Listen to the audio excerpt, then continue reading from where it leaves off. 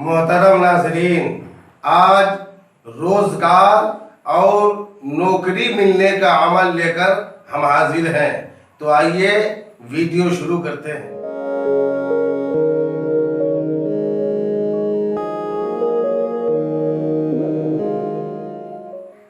दोस्तों, जो शख्स नौकरी के लिए दर बदर भटकता रहता है, रोजगार की तलाश में परेशान रहता है, फिर भी नौकरी नहीं मिलती, तो चाहिए कि ऐसा शख्स ये अमल करे।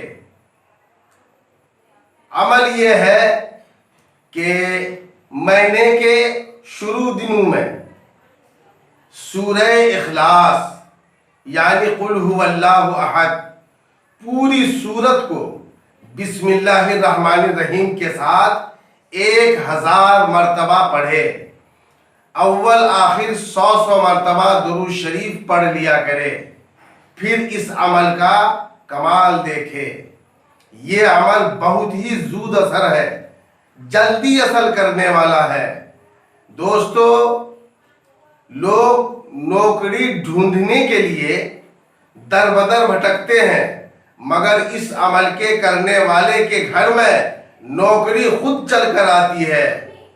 पढ़ने की शर्त यह है कि कामिल यकीन हो और सही तलफ़्फ़ुज़ की अदायगी के साथ पढ़े।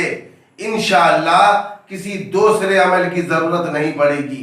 दोस्तों, चैनल को अगर आपने सब्सक्राइब नहीं किया है या पहली बार हमारा वीडियो देख रहे हैं तो चैनल को सब्सक्राइब कर लें।